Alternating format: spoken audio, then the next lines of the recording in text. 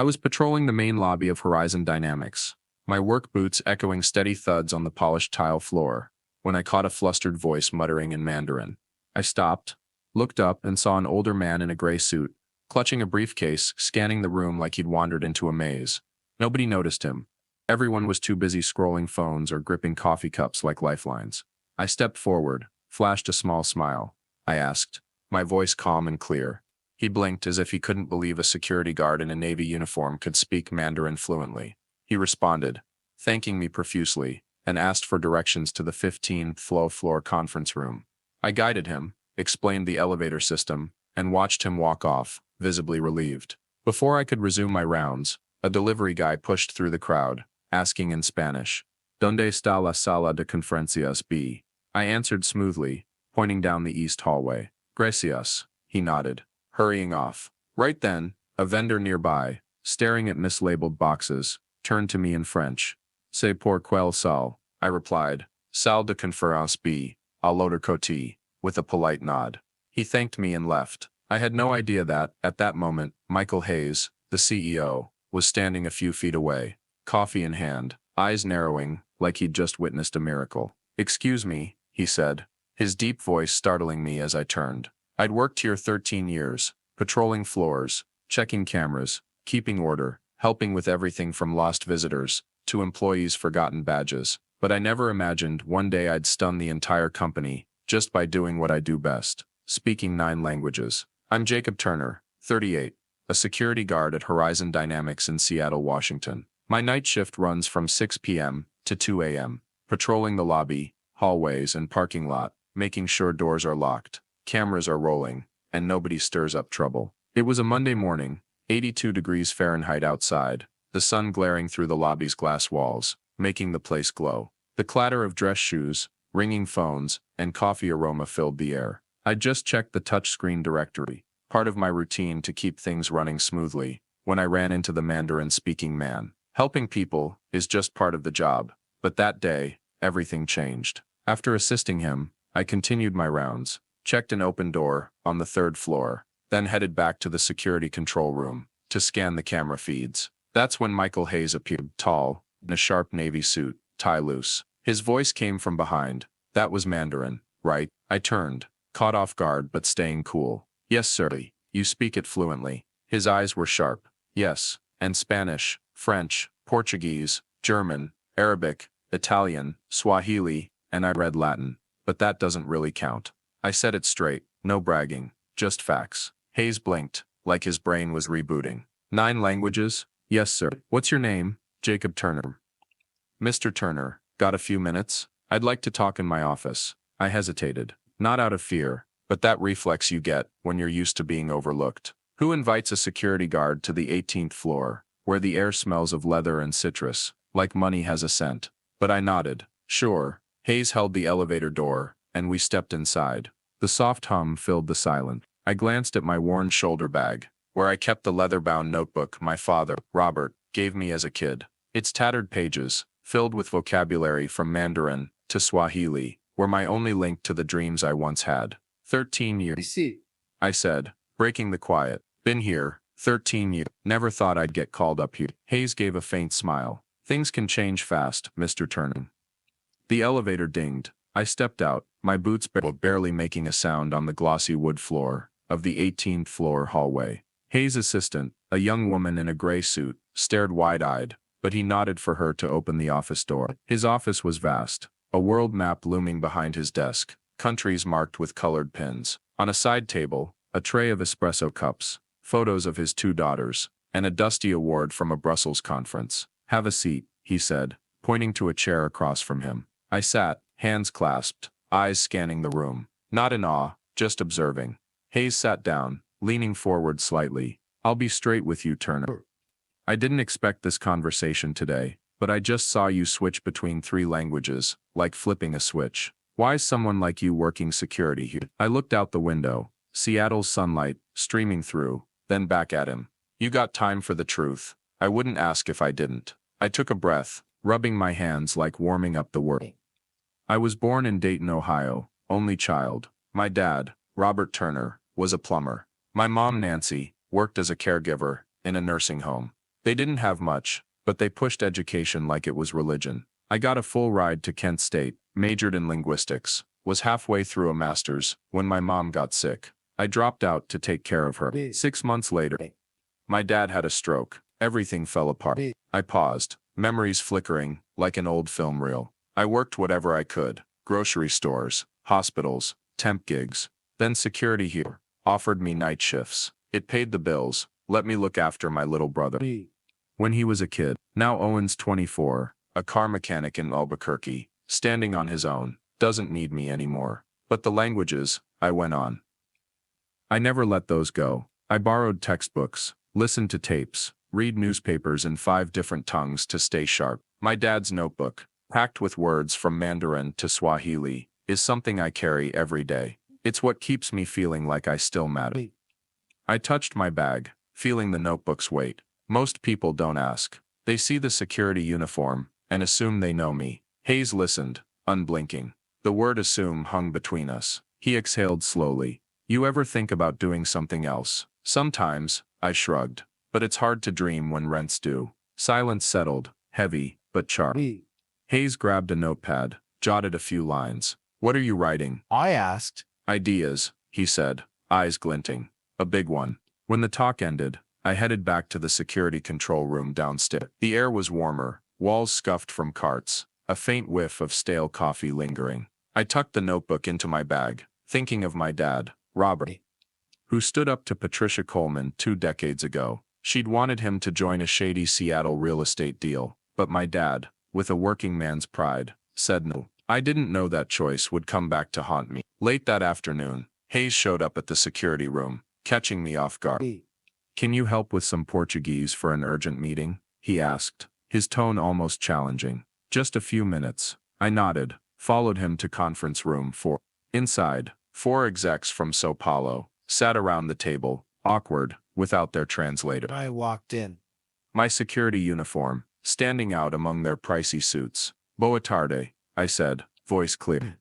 The room turned, surprised. I translated the discussion, switching from Portuguese to English, even tossing back a quip, when one of them cracked a joke, making the group chuckle. After 20 minutes, the meeting wrapped. One exec turned to Hayes, speaking in English. He's better than any translator we've worked with. Where'd you find him? Hayes glanced at me, smirking. Right here. That night, in my Capitol Hill apartment, 8 miles from the office, Seattle's lights twinkled outside my window. I called Owen, still reeling. Little bro, I got called to the 18th floor today. Owen laughed loud through the phone. Finally someone sees you, huh? Don't let him forget Jacob. I grinned, but deep down, I knew things were shifting. Hayes had offered me a new role, international cultural liaison. I said yes, but as the elevator took me back to the ground floor, I felt the first stare. Not everyone was thrilled to see a security guard like me step up. Ever been overlooked because of your job? Share your story in the comments below. I walked into my new office on the 12th floor of Horizon Dynamics, my work boots still stiff against the plush gray carpet, when Amanda Reynolds' gaze cut through me like a blade.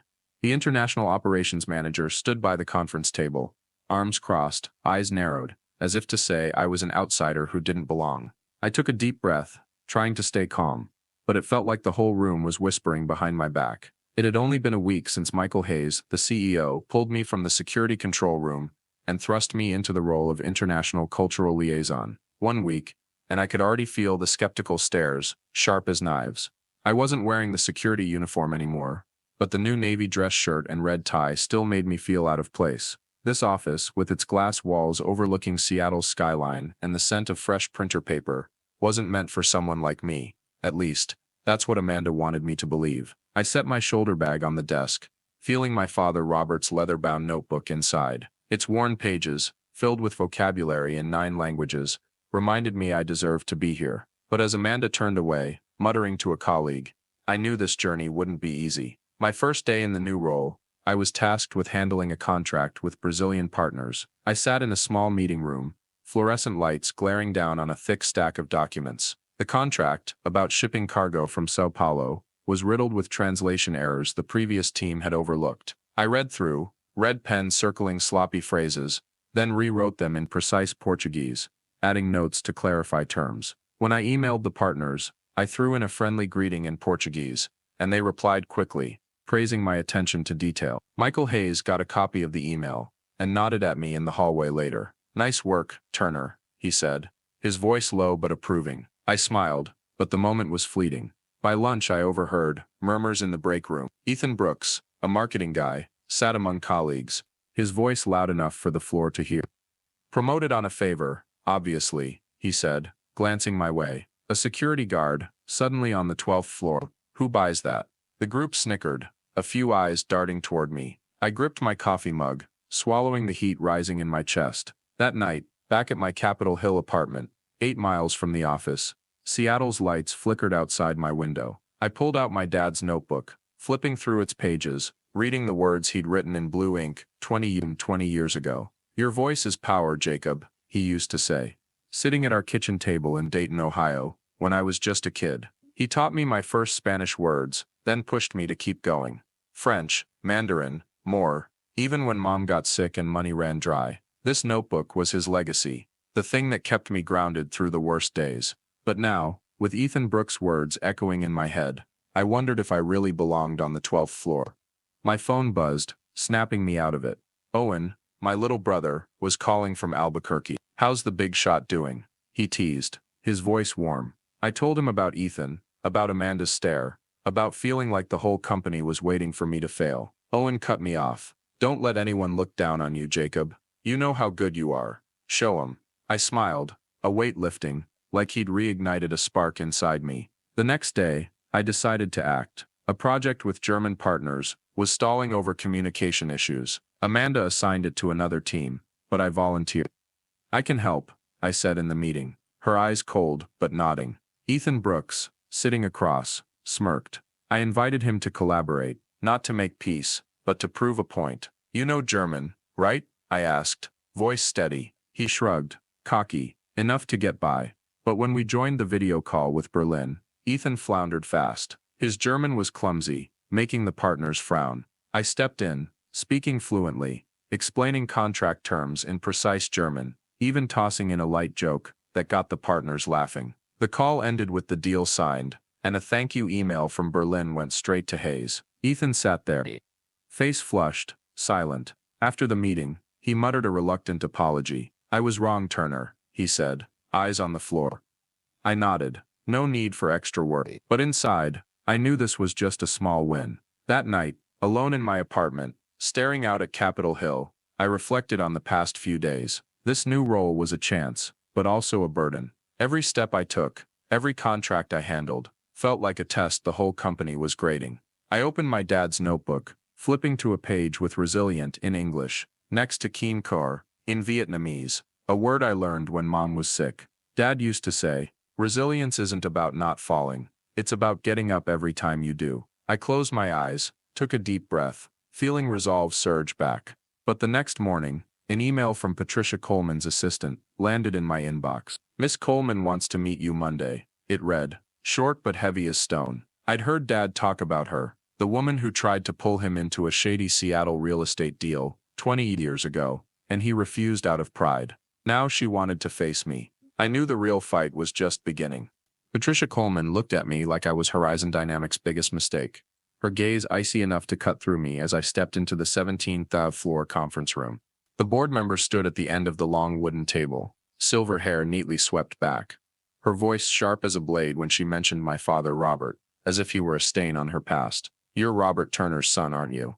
she asked, lips pursed, barely hiding her contempt. I stood there, gripping the edge of my briefcase, feeling the room tilt under the cold fluorescent lights. It had only been 3 weeks since I left the security control room, trading my guard uniform for a seat as the international cultural liaison on the 12th floor. But today, in this stifling space, with the stares of senior executives and Patricia's disdainful glare, I felt like I was on trial. I took a deep breath, recalling my brother Owen's words from last night's call. "You're the one they need, not the one they want." Those words were a small flame inside me, enough to keep me standing tall and facing her. This meeting, called to evaluate my initial performance, was Patricia's stage. She didn't hold back, her tone even but laced with barbs. "You have no formal degree, no management experience, and you were just a security guard. Why should we trust you're qualified for this role?" The words "just a security guard" were arrows aimed at my pride. I glanced around the table, catching Amanda Reynolds, the operations manager, smirking faintly, while others looked down, avoiding my eyes. Michael Hayes, the CEO, sat at the head, silent, but his gaze seemed to urge me to respond. I opened my briefcase, pulling out a report I'd spent all week preparing, pages dense with data and notes on 2 international contracts I'd handled. "Miss Coleman," I said, my voice steady, "I'd like to show you what I've done." I started with the Morocco contract, a shipping deal stalled by translation errors and tax clauses. I'd read the entire document in Arabic, spotted the mistakes, and rewrote the terms in 48 hours. The Casablanca partners sent a thank you email, saying I'd saved a $2 million deal. Then the Brazil contract, where I not only fixed errors, but negotiated directly with São Paulo in Portuguese, ensuring on-time delivery. I slid the report across the table, each page like evidence of my worth. "I don't have the degree you might want," I said, locking eyes with Patricia, "but I have results. And if you'll let me, I can do more." The room went quiet, just the rustle of pages as Patricia flipped through the report. She frowned but didn't count me. Patricia wasn't fazed yet. She skimmed the report, eyes scanning each line, then looked back at me. "You might be good with languages, but that doesn't mean you belong here. Your father turned down a big opportunity with me, and look where that got him." Her words hit like a punch to the chest. I thought of Dad, the plumber from Dayton, Ohio, who refused Patricia's shady Seattle real estate deal 20 years ago out of integrity. He missed out on big money, but kept his honor.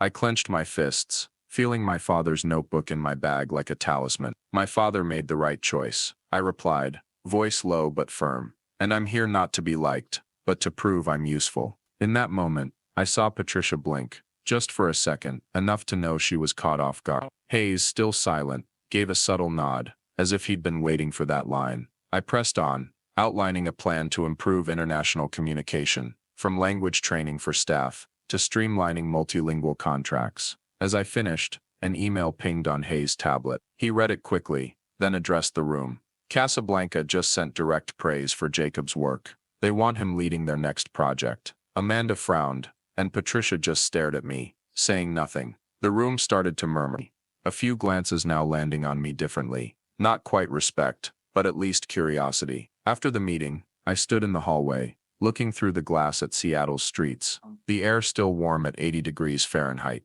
despite the late afternoon. I called Owen, recounting Patricia's attack, how she dragged Dad into it. "She's just trying to shake you," Owen said, his voice blunt. "But you showed her who you are. Keep going." I smiled, feeling like he was right there, clapping my shoulder. Feeling like he was right there, clapping my shoulder. Back in my 12th floor office, I found a note on my desk, unfamiliar handwriting. "Be careful, not everyone wants you to succeed." I frowned, tucking it into my pocket, knowing today's win was just a start. Patricia Coleman, with her power and past, wouldn't let go easily. And I, though I'd passed this test, had a long road ahead. An anonymous note sat on my desk, its scrawled handwriting reading, "We see you." I picked it up, standing in my 12th floor office at Horizon Dynamics, sunlight streaming through the glass, illuminating the words like they carried a hidden promise. Months had passed since my tense showdown with Patricia Coleman, and the company's atmosphere had started to shift, as if the skeptical stares once aimed at me were now tinged with curiosity, even respect. I was no longer the security guard patrolling the basement, checking cameras or opening doors for employees who forgot their badges. Now I was Jacob Turner, international cultural liaison, the guy who'd forced the whole company to rethink how they judged talent. But the pressure didn't vanish, it just changed shape, like a shadow quietly trailing my every step. I had to prove I belonged, not just in this new role but in the dreams I'd left behind in Dayton, Ohio, where my parents, Robert and Nancy, had sacrificed everything to give me a shot at today. This note, brief as it was, felt like a reminder that I was being watched, but I couldn't tell if it was from allies or enemies. I sat down, setting the note aside, and opened my father's leather-bound notebook. I flipped to a page with impact, written in English, next to Takung in Vietnamese. His faded blue ink, a whisper from the past. "Impact doesn't need to be loud, Jacob," he used to say, sitting at our cramped kitchen table in Dayton when I was just a kid learning Spanish vocabulary under a dim bulb. He taught me that value isn't in titles, but in what you leave behind for others. Those words had driven me to pitch the Speak Up program at last month's meeting. The idea sparked when I saw Leila Martinez, a a night shift security guard, fumbling to communicate with a Spanish-speaking client in the lobby. Leela, with her black hair tied back and determined eyes, reminded me of myself a few months ago. Someone dismissed because of their job. I proposed to Michael Hayes, the CEO, a language training program for low-level employees, people like Leela, like the old me, who never got a chance to shine. Hayes listened, his eyes lighting up. "Run with it, Turner," he said, his voice low but confident. "Show me you can change this place." I started with Leela. I met her in the basement break room, where the smell of stale coffee mixed with the hum of a vending machine. "Want to learn business Spanish?" I asked, handing her an old textbook I'd used at Kent State. Leela frowned, half skeptical. "Me? Learn a language? I'm just a guard, Jacob." I smiled, remembering Amanda Reynolds' condescending stare when I first stepped onto the 12th floor. "You're not just a guard, Leela. You're someone who can do more." She agreed, hesitant at first, and we began. 2 sessions a week after her shift. Leela picked it up fast, moving from basic greetings to contract negotiation phrases, and within a month, she was confidently chatting with international clients. One day, I saw her in the lobby, guiding a Mexican partner to a meeting room, her Spanish clear and professional. I stood a few feet away, a swell of pride rising like when my dad watched me nail my first full Mandarin sentence. Leela caught my eye, turned, and smiled. "Thanks to you," she said, her voice soft but firm. I nodded, knowing Speak Up wasn't just a program, it was a chance to change lives. The pressure still weighed heavy. I felt like I was racing against myself every day. I had to juggle international contracts, from Berlin to Tokyo, while scaling Speak Up. One late night, after teaching Leela new phrases, I sat in my office, staring at Seattle's skyline, its lights twinkling like stars. I called Owen, my brother in Albuquerque, my voice tired. "I'm trying to change this place, Owen, but sometimes it feels like it's not enough. If I fail, they'll say I was just a lucky guard." Owen cut me off, his tone blunt. "Keep going, Jacob. You're doing the right thing. Not everyone can shift an entire company. Dad would be proud." His words were like wind stoking a fire inside me, making me sit up straighter, resolved not to quit. I dove back into work, recruiting more employees for Speak Up. Janitors, receptionists, each with a story like mine, overlooked but hungry to be seen. Something unexpected happened on a Tuesday morning. I walked into a 15th floor meeting room to prep for a Berlin call and saw a sign on the door, "Turner Room." I froze, my hand tracing the engraved brass letters, time seeming to stop. Michael Hayes appeared behind me, his voice low but warm. "You earned this, Turner. You've done more than you realize." I nodded, my throat tight, thinking of Dad, who never saw me here but always believed I could make it. "Thank you, Mr. Hayes," I said, my voice hoarse. He clapped my shoulder and walked off, leaving me with the gleaming sign. This wasn't just recognition. It was proof I was making a difference, one step at a time. Even Ethan Brooks, the guy who once spread rumors that I got promoted on a favor, started to shift. After the German project I led to success, he stopped sniping at me. In a meeting last week, when Amanda Reynolds questioned Speak Up's progress, Ethan spoke up. "Jacob knows what he's doing," he said, his tone even. "Give him time." I glanced at him, caught off guard, but just nodded. The skeptical stares that once targeted me softened, but I knew not everyone was on board. One afternoon, I got an email from Tokyo Partners, praising how I handled their contract in English, with a touch of Japanese I'd picked up from Dad's notebook. I smiled, but the pressure lingered. Every win was a new test, and I couldn't afford to fail. The big moment came when Hayes asked me to speak at a logistics conference in Cincinnati, an event drawing over 500 executives, managers and staff from across the U.S. I stood on the stage, spotlights blinding, heart pounding. Before me was a sea of faces, from tailored suits to regular workers like I used to be. I shared my story, from a security guard patrolling Horizon Dynamics basement, checking doors and cameras, to the man standing here today, thanks to 9 languages and an old notebook from my dad. "Talent isn't in your title," I said, my voice carrying through the silent hall. "It's in what you do when no one's watching." Every one of us has a story, a skill, a dream that's been overlooked. Don't let anyone tell you you're not enough. The room erupted in applause, long and thunderous, as if they were clapping not just for me, but for their own buried dream. I stepped off the stage, legs shaky but heart light, feeling like I'd climbed a mountain. Back in Seattle, I found another note on my desk. Different handwriting this time. Thank you for showing us we can do it too. I smiled, tucking it away, knowing Speak Up was sparking a ripple effect. Weeks later, Lila walked into my office, eyes shining. I got promoted, she said, voice trembling with joy. Thanks to Speak Up, I'm now an international client coordinator. I stood, shaking her hand, pride swelling like I was seeing a piece of myself in her success. You did this, Lila, I said. She grinned, eyes gleaming. No, you helped me do it. That night, in my Capitol Hill apartment, 8 miles from the office, I stared out at Seattle's lights. I opened Dad's notebook, flipping to the last page, where he wrote, "Be the change." I reflected on my journey from Dayton to here. From cold patrol nights, to standing before boardrooms and conference halls, I was more confident, no longer doubting I belonged, but I knew the road stretched on. Speak Up was just starting, and Patricia Coleman, though quiet lately, was still a shadow in the background. An email from Hayes arrived the next morning, inviting me to a global logistics conference in Tokyo. I frowned, wondering if this was an opportunity, or another challenge, but deep down, I was ready. I wasn't just Jacob Turner, the guard. I was the guy changing a company, and I wasn't stopping now. I'm no longer the nameless security guard, patrolling the basement of Horizon Dynamics. But as I stood at the International Logistics Conference in Seattle, looking into the faces of hundreds from around the world, I knew my story was only just beginning.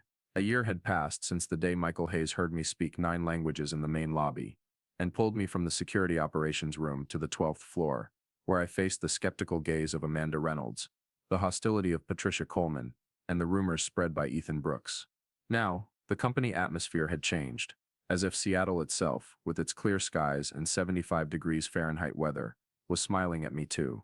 I stood in a grand hall, stage lights shining down, preparing to lead a meeting with Japanese partners. But inside, I thought of my father's leather-bound notebook, of the journey from Dayton, Ohio, and of people like Lila Martinez, who had transformed thanks to the Speak Up program. I had overcome seemingly impossible challenges, yet the pressure remained. How could I sustain this legacy and inspire those who had been underestimated, not just today, but for years to come? Speak Up was no longer a small idea. From just a few Spanish lessons with Lila, the program had expanded, training dozens of low-level employees, janitors, receptionists, security guards, who once believed they'd never get a chance. Lila, with determined eyes and a bright smile, had become the leader of a student group, teaching them how to use Spanish and French at work. One morning, I saw her in the main lobby, explaining a meeting schedule to a French partner in fluent French. Her security uniform was now just a memory. I stood a few steps away, feeling pride rise in me, like the first time I spoke a full Swahili sentence to my father. Lila turned, caught my gaze. "All thanks to you, Jacob," she said firmly. I shook my head and smiled. "No, Lila, you did it yourself." But in my heart, I knew Speak Up was proof that one person, no matter their beginning, could make a difference. The pressure to maintain the program was immense. I had to balance international contracts with growing Speak Up, writing training materials, persuading senior leaders like Amanda for funding. One late night, I sat in the 12th floor office, staring at the sparkling Seattle lights, feeling as if the world was waiting for me to fail. I called Owen, my brother in Albuquerque, my voice tight. "Yeah. I'm trying my best, but sometimes I wonder if I can keep this flame alive." Owen, as always, interrupted me. "Jacob, you changed an entire company. Dad would be clapping for you. Don't stop." I laughed, feeling as if he were right there, strengthening me. But the surprise came days later. Owen, for the first time in years, flew to Seattle to visit me. When I picked him up at SeaTac Airport, he hugged me tightly, his voice choked. "You're my pride, you know that. From Dayton to here, you did the unthinkable." We sat in a cafe near Pike Place Market, looking out at Puget Sound, and for the first time, I felt like I wasn't just living for myself, but for my whole family. That night, I brought Owen back to my apartment in Capitol Hill, 8 miles from the company. I pulled out my father's notebook, and turned to the page with legacy in English, and Deason in Vietnamese. I reflected on my journey, from cold patrol nights, checking doors and cameras, to standing before the board, facing Patricia Coleman. My father, a plumber from Dayton, taught me that legacy isn't money, it's how you inspire others. Owen sat beside me, touching the notebook. "Dad would say you kept your promise," he said, eyes shining. I nodded, my throat tight, knowing every effort from Speak Up to international deals was my way of honoring our parents.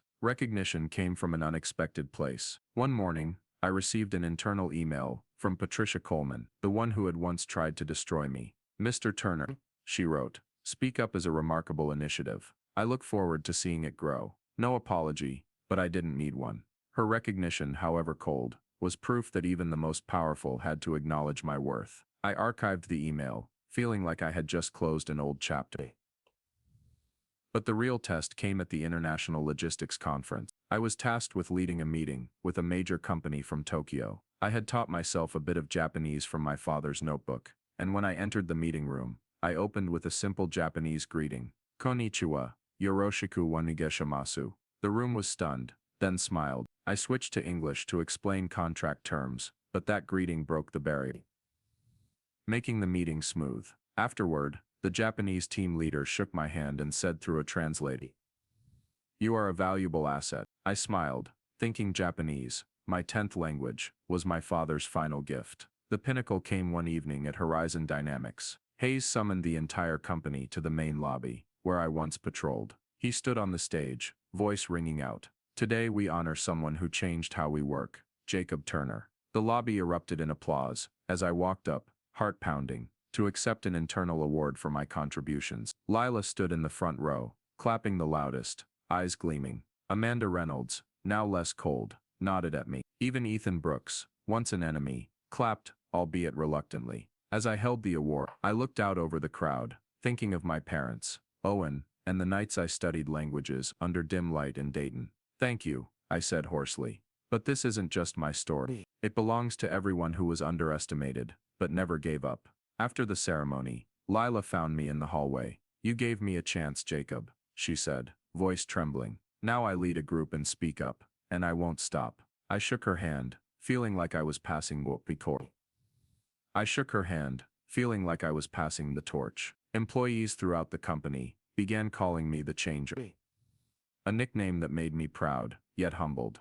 That night, I returned to my apartment, sat by the window, and looked out over Capitol Hill. I opened my father's notebook, flipped to the last page, where he had written, "Be the change." I had done it, but the journey isn't over. Speak Up will continue, not just at Horizon Dynamics, but wherever a forgotten voice needs to be heard. I'm committed to opening new futures for people like Lila, people like the old me, those underestimated, but holding the power to change the world. Thank you for following my story. If you feel inspired, please like, subscribe, and turn on notifications so you don't miss the next story. What will you do to change the world around you? Leave a comment below.